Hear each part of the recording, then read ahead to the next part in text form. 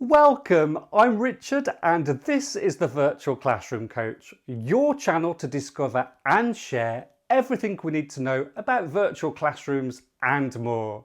In this video, I'm going to share top tips in how to survive remote working from home.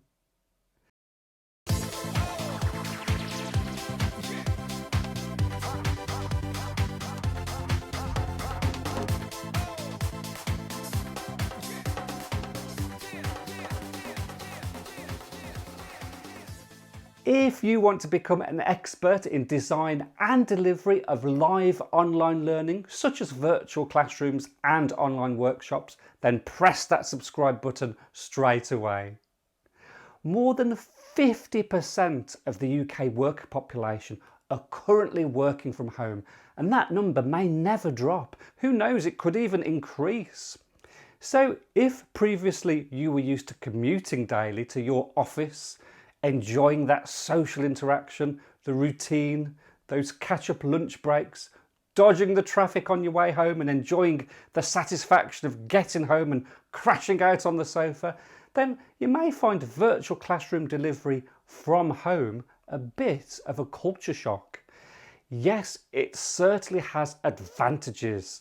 Maybe your daily commute was quite stressful, lunch is unhealthy, always cake or donuts flying around for someone's birthday.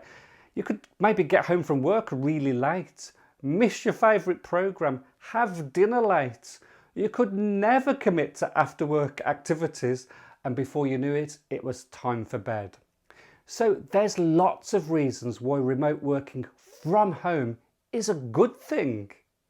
However, throw in something like a pandemic where most out-of-home activity is limited or just not even allowed, it suddenly creates feelings of isolation and restriction that can have a negative effect on both our mental and physical well-being. So I'm going to share with you some ideas to help your well-being remain in good shape and how to make your life as a virtual classroom facilitator a healthy one. And although these tips and tricks were created for the virtual trainer, you'll find that they will almost certainly work for any home worker, either experienced or one that's suddenly thrown into this new way of working. So as L&D professionals, we are given the responsibility of representing organisations to its people. We have to get so many things right. But if we're to do all of these things as a virtual classroom trainer, we need to get things right for ourselves first, as remote or lone workers. So we need to ensure distinct separation of work and home life so that home does not become a place more of demand and less of relaxation. England's National Health Service promotes a 7-step approach to this, which I'm going to interpret and bring to life to make it even more practical for my fellow virtual classroom trainers and facilitators, and of course anyone else who wants a happy, healthy work from home life. And I've also put links in the description to other countries' health advisories as well, and if you know of any others, please do put them in the comments below. Okay, let's take a look.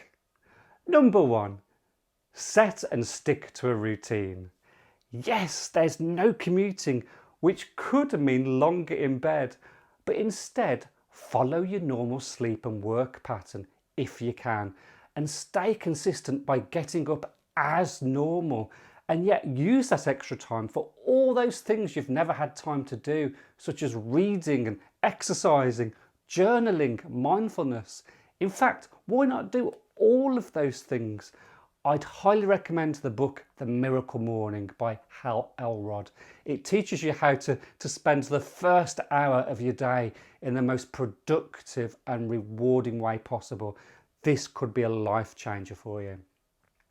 Next, shower, put on your work's clothes and have breakfast and then go to work.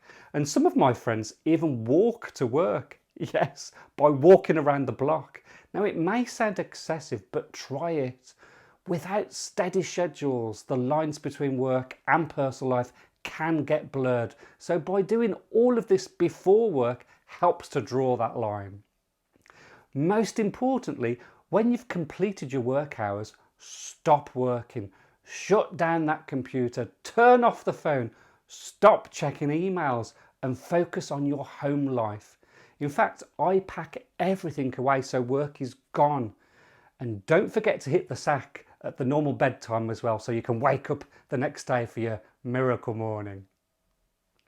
Number 2, make a dedicated workspace.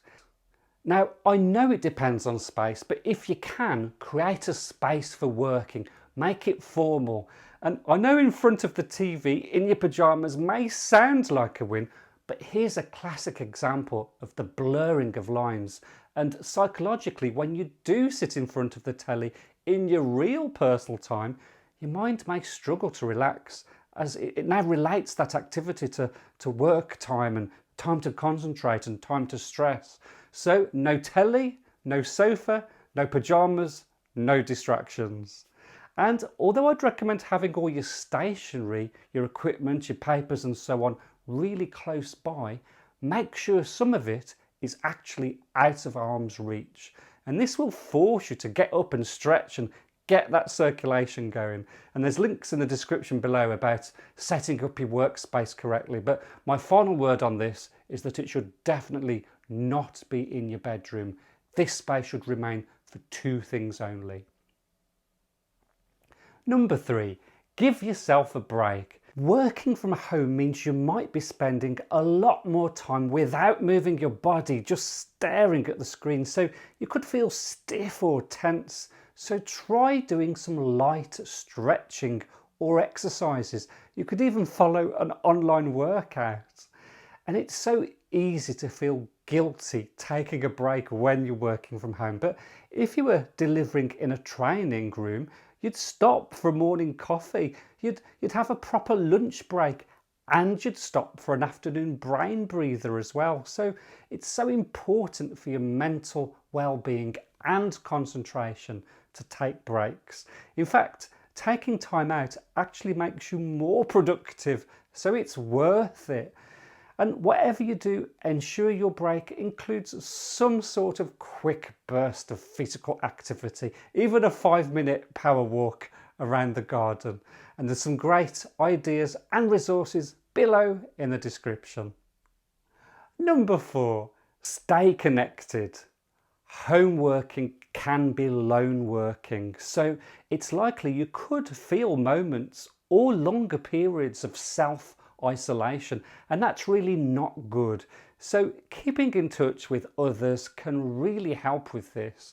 And it's quite ironic really that as an online facilitator you may be spending a lot of time with a group of people during delivery, but this is not the same as having downtime with a friend or favourite colleague. So why not arrange maybe a virtual coffee break or even a check-in telephone call? Let's face it, you may just need a break from the virtual world. And if you're struggling, talk about it. Your friends may be feeling exactly the same and you may be able to support each other. Also, stay attached to the outside world. Keep an eye on the news and remind yourself the world is a bigger place than just your office space. Word of caution though, try and stick to news sources you can trust and beware of fake news, and limit the amount or even completely stop the social media rumours you subject yourself to. It's no good for your concentration nor your state of mind. Number 5, set boundaries. This may involve having honest conversations with family and pets. Let's face it, you've most likely never been home as much, and it can be hard for those around you to grasp that you still have the same amount of work to do as you did when you were in the training room or office. You may even have more to do. Therefore, don't allow them to add extra pressure onto you in terms of making demands of your time or distracting you or creating unnecessary noise. This could be just as damaging for your mental health as the person who is actually lone working from home. Remind them you're not on holiday and you will have breaks where they can talk to you. You can even share your schedule with them, Or you could even have a privacy sign on your door to let them know what level of distraction is allowed or is acceptable. You can switch the sign to do not disturb, in a meeting, available, and so on. There's a link to one of these in the description below. Oh, and as a reminder, setting boundaries is also about switching off at the end of the working day, switching everything off and moving away from that place where you've been working. Now it's time to enjoy family and pets at home and not a single stressful commute even necessary. Number 6, think long term. Who knows, virtual classrooms and live online workshops could be here for the foreseeable future, or at least continue to feature in your weekly schedule. So don't just think about the now, think about what you can carry on improving upon to make the future work for you and your well-being. I even know friends who are looking to move to new houses in which their search criteria includes a studio or dedicated office space. And I know others who are creatively turning their pantries, their cupboards, their garages into office spaces. And in fact, there's a certain someone I know who from time to time borrows a quiet corner of a dazzling car showroom for a change of scenery. Now, also check with your employer as well what their policies are on home working and lone working to see if they're required to provide you with any correct office equipment in order to fulfill your role. Now, there's all sorts of things you and your employer can do to make the future of home working work for you. So think long term to protect your total well-being. Number 7, be kind to yourself.